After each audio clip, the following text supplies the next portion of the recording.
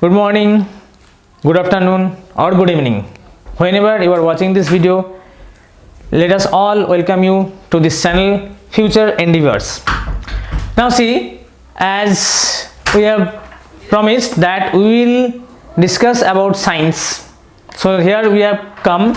In the previous classes or in the previous videos, I have discussed about a chapter of the physics of class 8.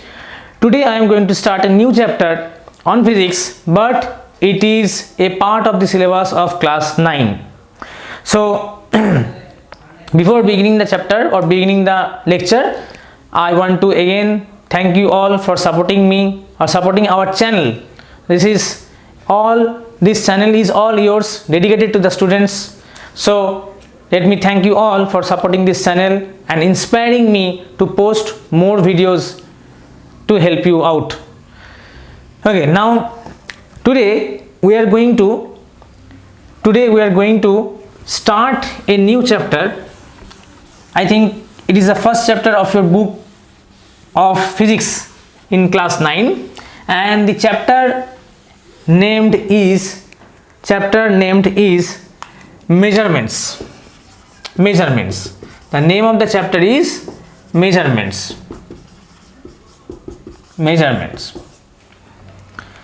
So let us see what is this chapter all about.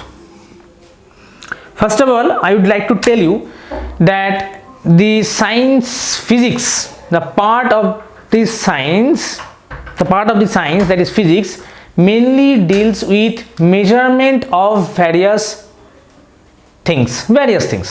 It could be the mass of an object, it could be the length of an object, it could be any other thing, it could be time, anything.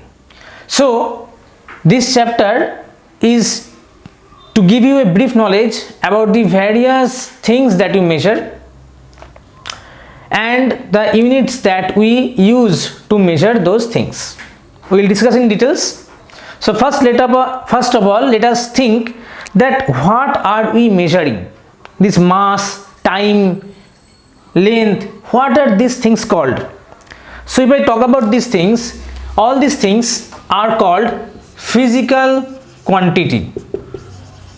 What are these quantities? What are these things called? Physical quantity. So all that you measure can be referred to as physical quantity. Now see, this physical quantity consists of two parts. What are those two parts?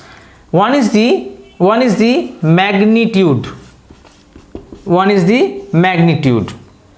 And the other part is the unit. Magnitude and unit. So any physical quantity that you consider or that you are going to measure that you have measured consists of two parts. One is the magnitude and the other one is the unit. So what is the magnitude and what is the unit? So let us take an example. If I say that you are to measure the length of a certain object and it comes out to be 2 meter. So you are measuring the length of an object and it comes out to be 2 meter. So if I think this is a physical quantity that you have measured. Now see, you can see two parts. One is this numerical part, 2. This is the numerical part. And the other one is the meter. This is the unit. So basically I can say that the numerical part present in the physical quantity can be termed as the magnitude. The numerical part present in the physical quantity can be termed as the magnitude. On the other hand, this meter that you are seeing, you have measured the length of an object and it is coming out to be 2 meter. This meter can be referred to as the unit. Now so here we get three new terms. One is the physical quantity, one is the magnitude, and the other one is the unit. So if I think of what is physical quantity, anything that you can measure or what you are measuring the main objective, one of the main objective of physics is to measure things, is measurement. You see, all the measurements that you make are guided by some laws of physics. So what you are measuring, that thing is called the physical quantity.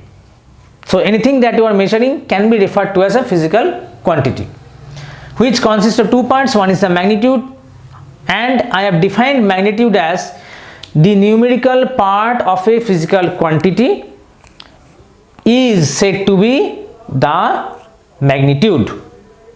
Now, speaking of unit, I need to elaborate a bit on this particular word, unit. So let us see what is unit. Now see, how can I describe unit? Okay, so if I say that you are assigned a task of measuring the length of various objects in your house, you do not have any specific measuring instrument. At that particular moment, what will you do?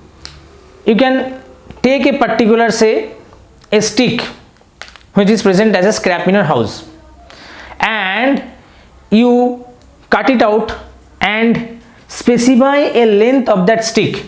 So you say, you take a stick from the scrap in your house and cut it to a definite shape, definite length.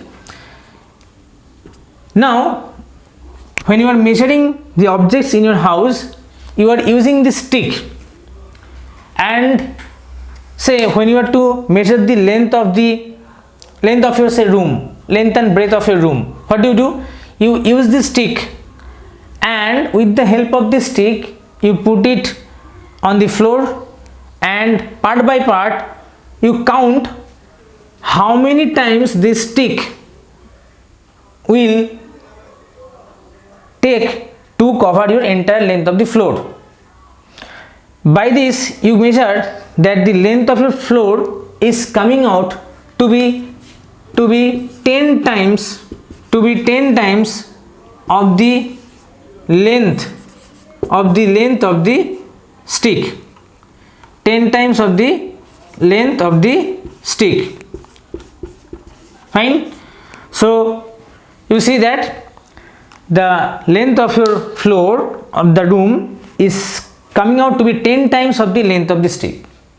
Now what you have done here, you have taken this stick as a standard reference value. Length of this stick is taken as a standard reference value, and with the help of this stick you are mentioning the length of the room to be 10 times, the length of your dining table as 2 times.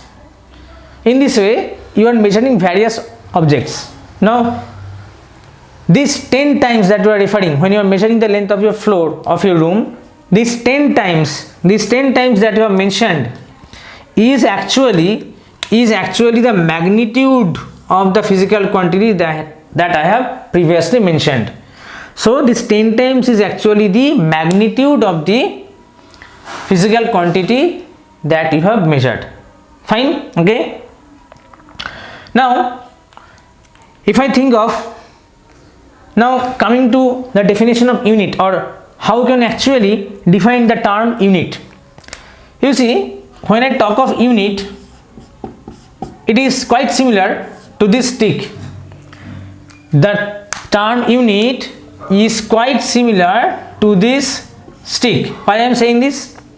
See, how can I define unit? Just note it down, then it will be easy for you to understand why I am saying or explaining it in such a way. A unit can be referred to as a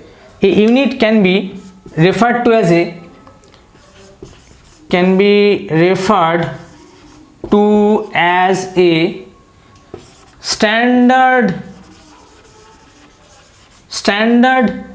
quantity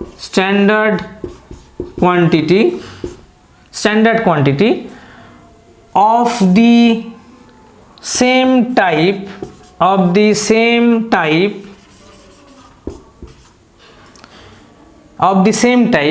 as that of the physical quantity that is being measured. Just let us see what it is being said here. Unit is referred to as a standard quantity. As I have given you the example of taking a stick and measuring the length of various objects in your room, that stick you have cut it out and given it standard length, a reference, a fixed length. So that is a standard quantity, that becomes a standard quantity of the same type. So when you are say measuring length of various objects in your room, in that instance you are taking that stick as the standard. But if you say you want to measure how much sugar is left in the kitchen, then you cannot use that stick to ascertain the quantity of sugar present in the kitchen. So that is why I have referred, but it is referred in the definition, that it needs to be the same type as that of the physical quantity that is being measured. The physical quantity that you are actually measuring and the unit, that is the standard quantity that is taken, must be of the same type. So that is why we have mentioned that unit can be referred or is defined as a standard quantity of the same type as that of the physical quantity that is being measured. So this is a unit. So I hope by now you have all understood that what is the exact meaning of a unit is. So now I think it is very clear that when you are measuring something that is referred to as a physical quantity, it has two parts. One is the magnitude and the other one is the unit. So all these three terms must be clear to you all by now. So I am erasing the definition. Let us move on to the next part. Now see, this physical quantity I am talking of, is of two types. Let us see what are those two types. This physical quantity that I am talking of is of two types. So if I say what is physical quantity, what are these two types? I have defined physical quantity. Now if I think of its two types, what are the two types? See, so I am writing physical quantity. Okay, it has two types. One is the fundamental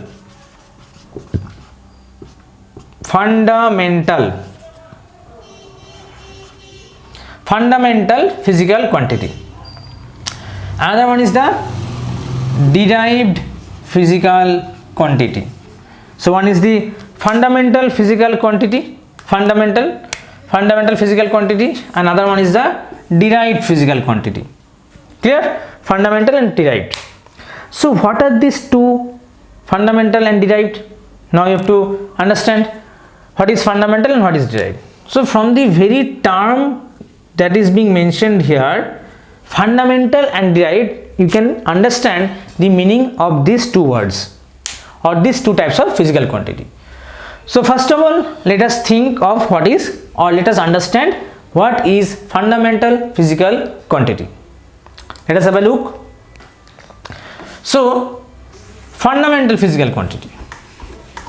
Okay, so what is fundamental physical quantity? I can say that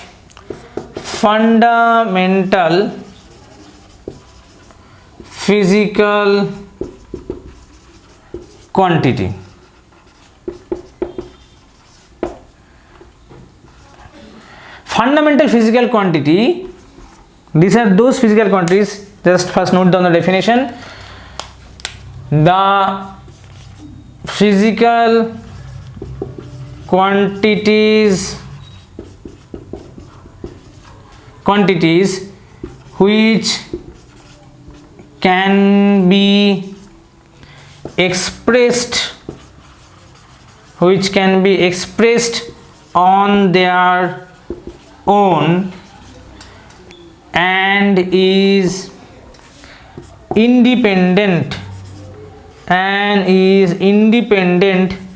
of any other physical quantity.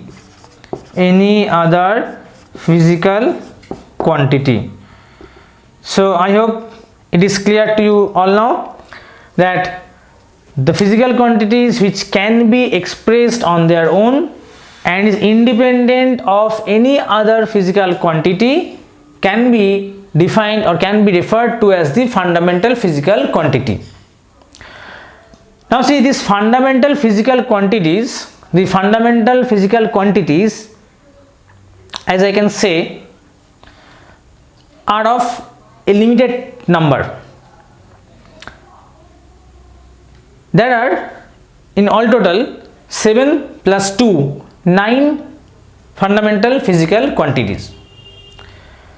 Other than these 9 physical quantities, which I will be noting it down on the board, other than those 9 fundamental physical quantity, all the other physical quantities that you encounter is or can be referred to as the derived physical quantity. So I hope it is now clear to you all. So fundamental physical quantity, first just get this thing in your mind, which can be expressed on their own and is independent of any other physical quantity, can be referred to as fundamental physical quantity. Now see, what are those fundamental physical quantities? As I have said, there are 7 plus 2. Why I am saying this? I am coming it to the explanation. There are 7 plus 2, in all total 9 fundamental physical quantities. So what are those? Let us just see what are those 9 fundamental physical quantities. Okay, so I am just rubbing it out. So next heading is fundamental physical quantities. Fine. Let us see what are the 9 fundamental physical quantities. First of all, first physical quantity that is fundamentally in nature and that comes to your mind is length. Second one is mass. Third one is time. Fourth one is temperature. Length, mass, time, temperature. Okay. Fifth one is current. You may not be familiar to all those physical quantities right now, but most of the quantities you are acquainted with. So up to this 4, I think you are very much acquainted with: length, mass, time, temperature, current. Sixth one is luminous intensity, and the seventh one is the amount of substance. So these are the first seven fundamental physical quantities.